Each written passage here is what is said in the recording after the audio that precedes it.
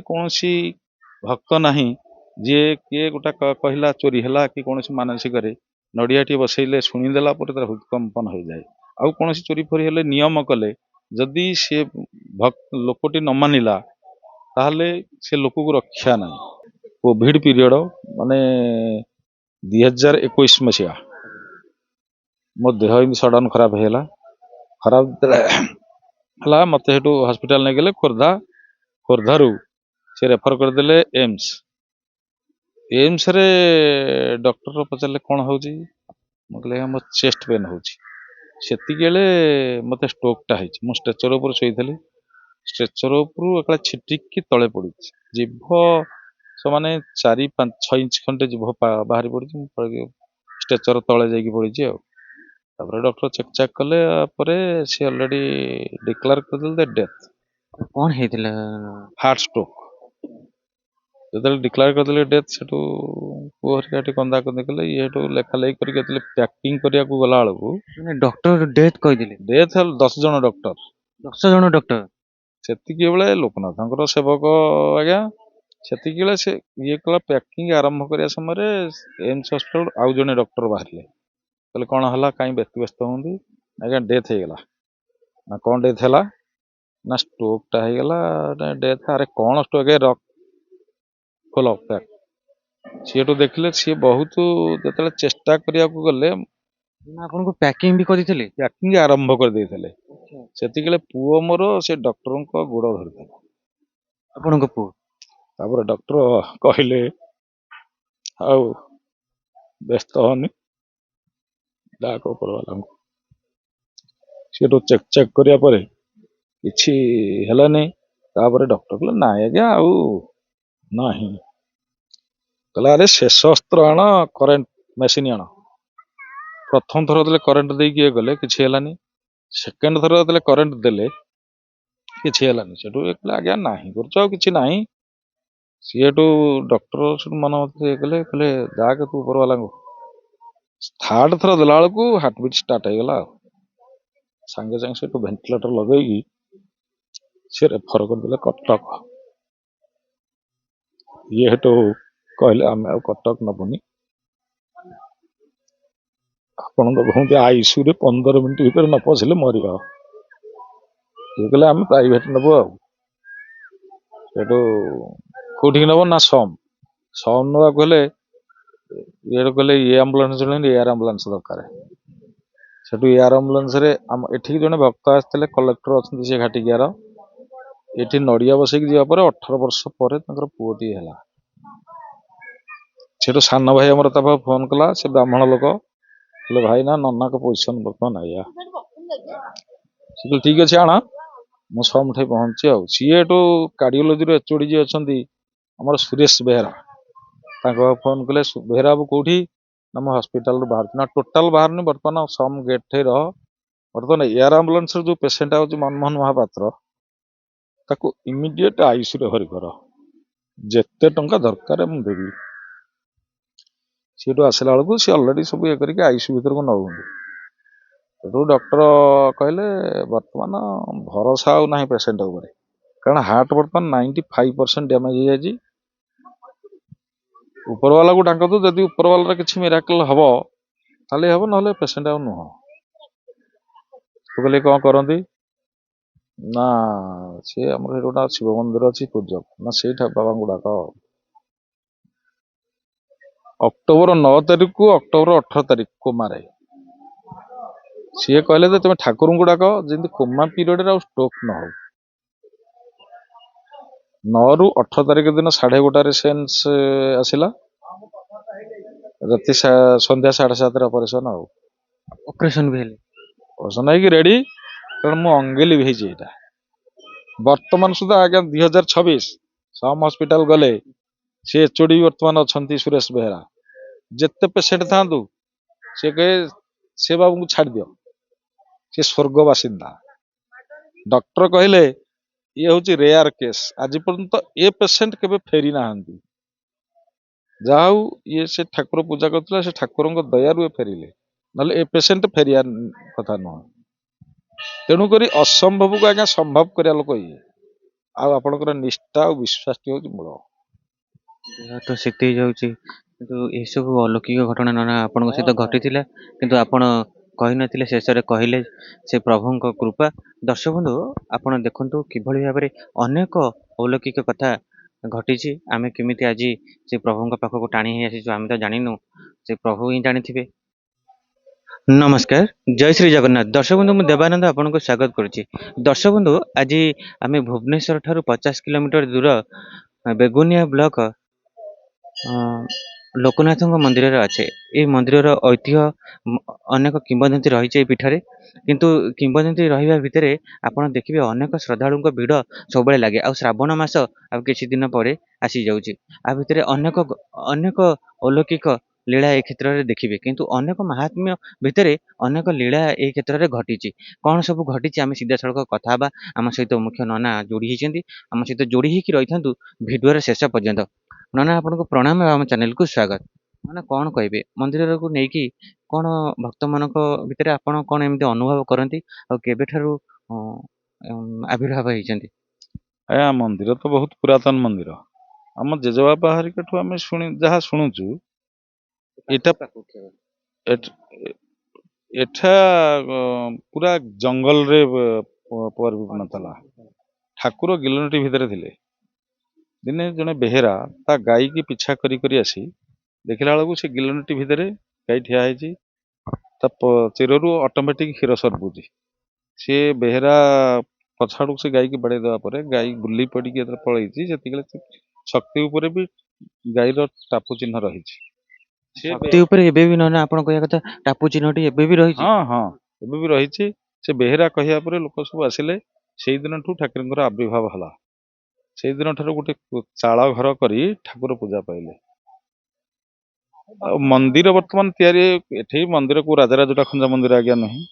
ଏଠି ଭକ୍ତମାନଙ୍କ ଅନୁଦାନରେ ଭକ୍ତଙ୍କୁ ମଗାମଗି କରି ମନ୍ଦିରଟି ହେବାର ପ୍ରାୟ ଆମର 45-50 ବର୍ଷ ଖଣ୍ଡେ ହେବ। ଭକ୍ତମାନଙ୍କ ଅନୁଦାନରେ ମନ୍ଦିର ତିଆରି ହେଲା। ତାପରେ ଠାକୁର ପୂଜା ପାଇଲେ। ଏଠି ଠାକୁରଙ୍କର ମୁଖ୍ୟ ଇଏ ହେଲା ଗୁଆ ନଡ଼ିଆ, ମାନସିକ ନଡ଼ିଆ ଆଉ ନିୟମ। ନଡ଼ିଆ ଆଉ ନିୟମ କଥା ଶୁଣିଲା ମାନେ ହୃଦରେ ଗୋଟେ କମ୍ପନ ଜାତ ହୁଏ। ଏମିତି କୌଣସି ଭକ୍ତ ନାହିଁ ଯିଏ କିଏ ଗୋଟେ କହିଲା ଚୋରି ହେଲା କି କୌଣସି ମାନସିକରେ ନଡ଼ିଆଟି ବସେଇଲେ ଶୁଣିଦେଲା ପରେ ତାର ହୃଦକମ୍ପନ ହୋଇଯାଏ। ଆଉ କୌଣସି ଚୋରି ଫୋରି ହେଲେ ନିୟମ କଲେ ଯଦି ସେ ଲୋକଟି ନ ମାନିଲା ତାହେଲେ ସେ ଲୋକକୁ ରକ୍ଷା ନାହିଁ। ସେ ଶେଷ ମୁହୂର୍ତ୍ତରେ ସରେଣ୍ଡର କରିବ, ସେତେବେଳେ ଆଉ ତାକୁ କେହି ରଖିପାରିବେ ନାହିଁ। ଆପଣ କହିବା କଥା କି ପ୍ରଥମେ ଯେତେବେଳେ ଏଠି ଚାଳ ଘରେ ଠାକୁର ପୂଜା ପାଉଥିଲେ, ତାପରେ ଧୀରେ ଧୀରେ ମନ୍ଦିର ପ୍ରତିଷ୍ଠା କରାଯାଏ। ଚାଳ ଘର ଟିକେ ଭକ୍ତମାନଙ୍କ ଅନୁଦାନରେ ପଇସା ମଗାମଗି କରି ପଇସା ପତ୍ର କିଛି ଇଏ କରିକି ମନ୍ଦିରଟି ତିଆରି ହେଲା। ଆଉ ଏଠି ଗୋଟିଏ ମୁଖ୍ୟ ଜିନିଷ ହେଲା, ଏଠି ସବୁ ଭକ୍ତ ଖୁସି କାହିଁକି, କୌଣସି ପୂଜକ ମାନେ କୌଣସି ଭକ୍ତକୁ ବାଧ୍ୟ କରିବେ ନାହିଁ ଏତିକି ପଇସା ଦିଅ। ଆପଣଙ୍କର ପୂଜା କରାହେଲେ ଆପଣ କହିବେ ଭାଇନା ଦକ୍ଷିଣା କେତେ ଦେବୁ, ଆଜ୍ଞା ଆପଣଙ୍କ ଖୁସି ଅନୁସାରେ ଆପଣ ଯାହା ଦିଅନ୍ତୁ। ତେଣୁକରି ସବୁ ଯେତେ ଆଡ଼ୁ ଓଡ଼ିଶାରୁ ଓଡ଼ିଶା ବାହାରୁ ବି ଏଠିକି ଭକ୍ତ ଆସୁଛନ୍ତି। ସେମାନେ ତେଣୁକରି ବେଶୀ ଖୁସି ଯେ ଗୋଡ଼ା ଲୋକନାଥ ମନ୍ଦିରକୁ ଗଲେ କୌଣସି ଭାଇନା ଦିନକ ପାଇଁ କେହି ଡିମାଣ୍ଡ କରିନାହାନ୍ତି ଯେ ଏତିକି ପଇସା ଆମକୁ ଦକ୍ଷିଣା ପତ୍ର ଦିଅ ବୋଲିଆ। ଯାହା ଆମେ ଦେଖିବା ବେଗୁନିଆ ବ୍ଲକ, ଏଇଟା ଗୋଡ଼ା କଣ ପଞ୍ଚାୟତ? ଗୋଡ଼ା ଦେଉଳି ପଞ୍ଚାୟତ ଗୋଡ଼ା। କିନ୍ତୁ ଏଠି ଆମେ ଯାହା ଦେଖିବା ଏଠି ଜାଗର ଆଉ ଏବେ ଶ୍ରାବଣ ମାସ ଆସୁଛି, ଏଠି ଅନେକ ଲୋକଙ୍କର ଭକ୍ତଙ୍କର ଲକ୍ଷ ଲକ୍ଷ ସମାଗମ ହୁଏ। ତା ଭିତରେ ଆପଣ ଏମିତି କିଛି ଅନୁଭବ କରିଛନ୍ତି ପ୍ରଭୁଙ୍କୁ ନେଇକି? ହଁ, ଏଠି ଠାକୁରଙ୍କର ମୁଖ୍ୟ ପର୍ବ ହେଲା ଶିବରାତ୍ରି। ଶିବରାତ୍ରି ଦିନ ଲକ୍ଷ ଲକ୍ଷ ଲୋକଙ୍କର ସମାଗମ। ପ୍ରାୟ ଆମର ବେଗୁନିଆ ଆଉ ଖୋର୍ଦ୍ଧା ଫୋର୍ସ କର୍ଡନରେ ଭକ୍ତଙ୍କର ସେଦିନ ଦର୍ଶନ। ଆଉ ଶ୍ରାବଣ ମାସରେ ପାଣି ଭାର ପାଇଁକି ସେ ଫୋର୍ସ ଆସିକି ଫୋର୍ସ କର୍ଡନ ଭିତରେ ବି ପାଣି ଖଳାଯାଏ। କିନ୍ତୁ ନନା ଆପଣ ପୂଜା କରିବା ଆପଣଙ୍କର ନିଜର କିଛି ଏମିତି ଅନୁଭବ ହେଇଛି ପ୍ରଭୁଙ୍କୁ ନେଇକି, କିଛି ଏମିତି ଅଲୌକିକ କଥା କି ଚମତ୍କାର କଥା କିଛି ଏମିତି ଦେଖିଛନ୍ତି? ହଁ ହଁ, ନିଶ୍ଚିତ। କାରଣ ଏଠି ମନ୍ଦିର ତିଆରି ସମୟରେ ଜଣେ ଭକ୍ତ ଏଠି ଅଧିଆ ପଡ଼ିଥିଲା। ସେ ଭକ୍ତଟି କୁଷ୍ଠ ବ୍ୟାଧିରେ ପୀଡ଼ିତ ଥିଲା। ସେ ଅଧିଆ ପଡ଼ିବା ଭିତରେ ତାକୁ ଯେତେବେଳେ ଠାକୁରଙ୍କର ହୁକୁମ ହେଇଛି, ସେଦିନ ତା ମୁଣ୍ଡ ଉପରେ ନାଗସାପ ପୁରା ଫଣା ଟେକିକି ରହିଛି।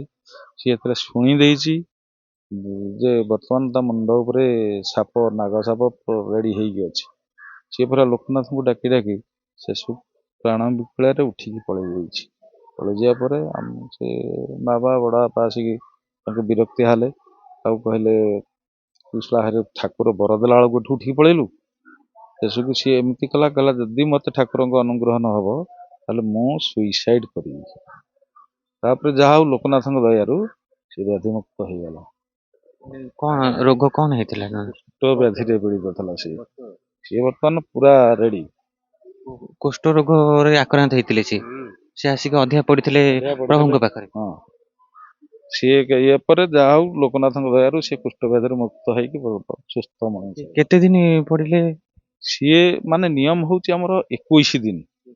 21 ଦିନ ଠାକୁରଙ୍କର କିଛି ଖାଇବନି, ଖାଲି ଠାକୁରଙ୍କର ସେଇ ପାଦୁକ ପାଣି ଟିକେ ପାଇ ସିଏ ଠାକୁରଙ୍କ ପାଖରେ ଅଧିଆ ପଡ଼ିକି ରହିବ। ରାତିରେ ସେ ଭିତରେ ଲୁଚିକି ରହିବ ମନ୍ଦିର ପଛପଟେ। ରାତି ହେଲେ ସେ ଠାକୁରଙ୍କର ଦୁଆର ଜଗିକିରି ଶୋଇବ, ଏକ ଧ୍ୟାନରେ ଶୋଇବ। ତାପରେ ଠାକୁରଙ୍କର ପରବର୍ତ୍ତୀ ହବ ଆଉ। ଦୁଆର ମୁହଁରେ ରାତି ସାରା ରହିବ, କେବଳ ପାଦୁକ ପାଣି ପିଇକି, କେବଳ ପାଦୁକ ଟିକେ ପାଇକି ସେ ରହିବ, ଆଉ କିଛି ଖାଇବାର ନାହିଁ, କିଛି ଜଳ ଗ୍ରହଣ କରି କେବଳ ପାଦୁକ ପାଣି ଟିକେ ପାଇବ। ତାପରେ ସେ ଯେତେବେଳେ 21 ଦିନ ପୂର୍ଣ୍ଣ କରିଛନ୍ତି ଅଧିଆ ପଡିକି, 21 ଦିନ ପୂର୍ଣ୍ଣ ହବା ପରେ ସେ ମନ୍ଦିର ଅଧା ହେଇଥିଲା। ସେ ମନ୍ଦିର ଭିତରେ ଶୋଇଛି, ପାର୍ବତୀ ମନ୍ଦିର ଭିତରେ। ଦେଖିଲା ବେଳକୁ ତା ମୁଣ୍ଡ ଉପରେ ନାଗସାପ ଫଣା ଟେକିକି ରହିଛି। ଲୋକ ଯେତେବେଳେ କହିଲେ ଶଳା ସାପୁଟାରେ, ସିଏ ଡରିକି ଲୋକନାଥ ହେଇ ସେ ସବୁ ଉଠିକି ପଳେଇ ଯାଇଛି ଧାଇଁକିରି ଆଉ।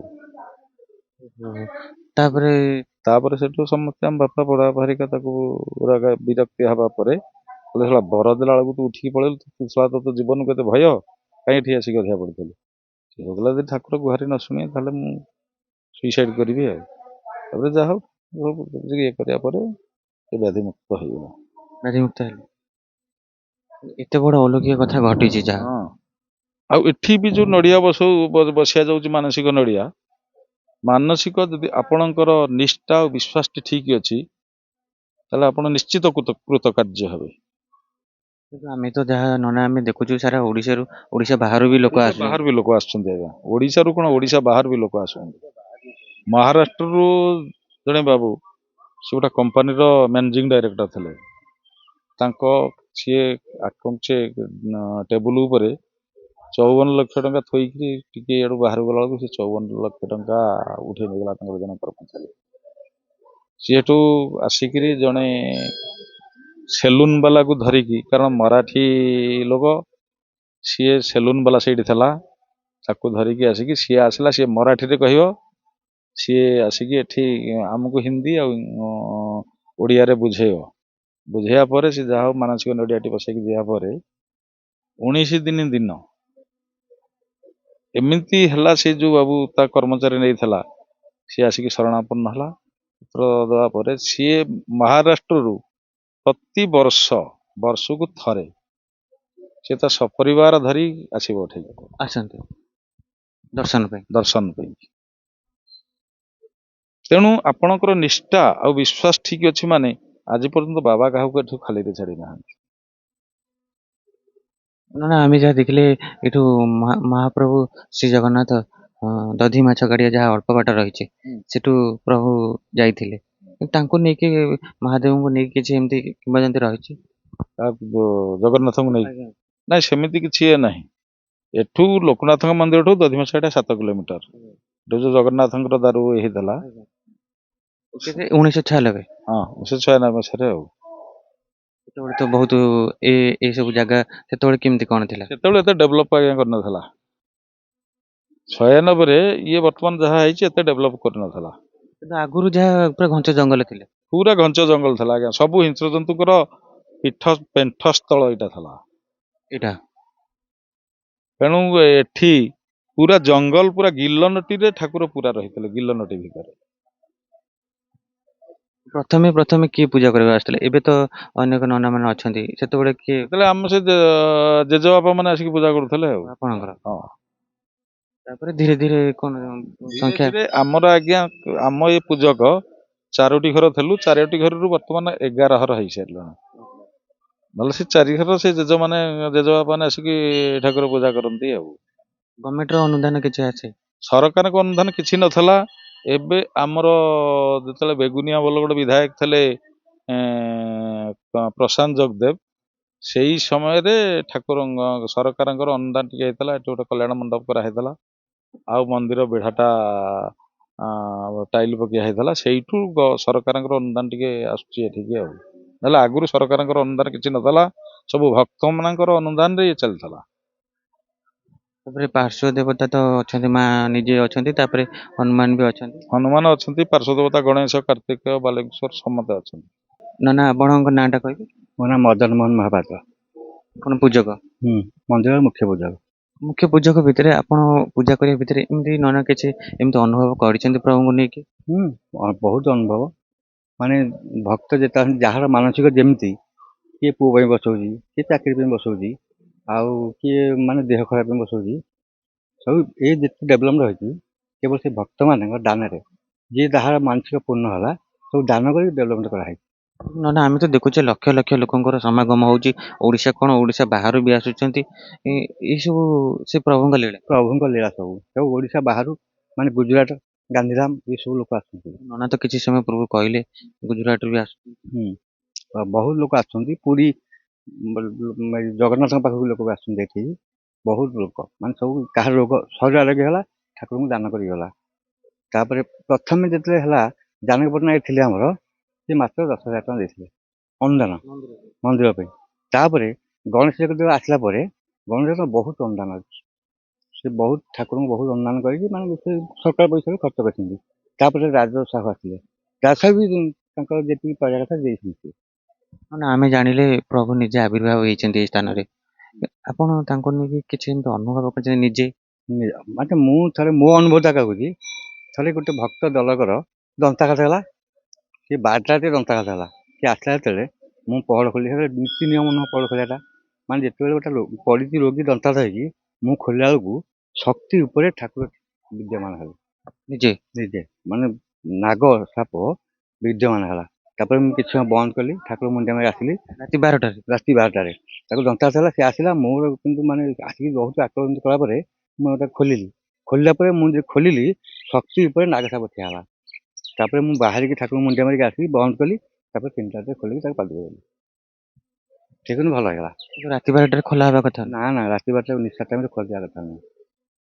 ମୋ ଜୀବନର ଅନୁଭୂତି ମୁଁ ଏଗୁଡ଼ା କହୁଛି। କିନ୍ତୁ ଆପଣ ଖୋଲିଥିଲେ? ମୁଁ ଖୋଲିଥିଲି, ମାନେ ସେ ବହୁତ ବାଧ୍ୟ କଲା, ତ ମୋ ଦନ୍ତାଘାତ ହେଇଛି ମରିଯିବ, ପାଦକୁ ନେଲେ ପାଇଲେ ଭଲ ହବ। ତାପରେ ମୁଁ ଟିକେ ଲେଟ୍ କରିକି ବନ୍ଦ କଲି, ଲେଟ୍ କରି ସବୁ ସଫା କଲି, ତାକୁ 3ଟା ପାଦ ଦେଲି, ଗଲାବେଳେ ଖାଇଲା ବେଳେ ସେ ଆରୋଗ୍ୟ ହେଇଗଲେ? ହଁ, ଆରୋଗ୍ୟ ସାଙ୍ଗେ ସାଙ୍ଗେ। ତାପରେ ନନା ଆପଣଙ୍କ ପରିବାର କିଏ ସବୁ? ଆମ ପରିବାରରେ ଆମ ପୁଅ, ଆମେ ତ ହଉଛୁ 11 ଘର। ଆଗରୁ ଗୋଟିଏ ପରିବାର ଥିଲୁ, ତାପରେ ମାନେ ଡିଭାଇଡ୍ ହେଇକି 11 ଘର ହେଇଗଲାଣି। ମୋର ଗୋଟିଏ ପୁଅ, ଆଉ ସମସ୍ତେ ଏମିତି ଅଛନ୍ତି ଲାଗିକି ସବୁ, ଆଉ 11 ଘରଙ୍କର। ଯେତେବେଳେ ଯାହା ଡାକିଛନ୍ତି ମାଗିଛନ୍ତି ତାହା ପାଇଛନ୍ତି? ହଁ, ଯାହା ମାଗିଛି ପାଇଛି। ତାକୁ ଯେମିତି ସେବା କରିବ ଭକ୍ତି ଭାବରେ, ତାକୁ ଠାକୁର ସେମିତି ବରଦାନ କରିବେ। ଆଉ ଯିଏ ଖାମଖାଲି କରେ ତାକୁ ବରଦାନ ନାହିଁ। ବରଦାନ ନିଶ୍ଚିତ, ଯେମିତି ଯାହାର ପ୍ରଭୁର ମାନସିକ ଯେମିତି ଭକ୍ତ ଡାକିବ ଭଗବାନଙ୍କୁ, ତାହେଲେ ଠିକ ହବ। ଆଉ ଖାମଖାଲି କଲେ ସେମିତି ନାହିଁ। ନନା ଟିକେ ପୂର୍ବରୁ କହିଲେ ଏ ଶକ୍ତିଙ୍କ ଦେହରେ ଏବେ ବି ଟାପ ଚିହ୍ନ ରହିଛି? ହଁ, ଇଏ ହଉଛି ଗୋସ୍ପଦ ଲିଙ୍ଗ, ଗୋରୁର ଟାପ ଚିହ୍ନ ଅଛି। ଏ ଲିଙ୍ଗ ହଉଛି ଗୋସ୍ପଦ ଲିଙ୍ଗ, ଠାକୁରଙ୍କ ପାଦ ରହିଛି ଶକ୍ତି ଉପରେ।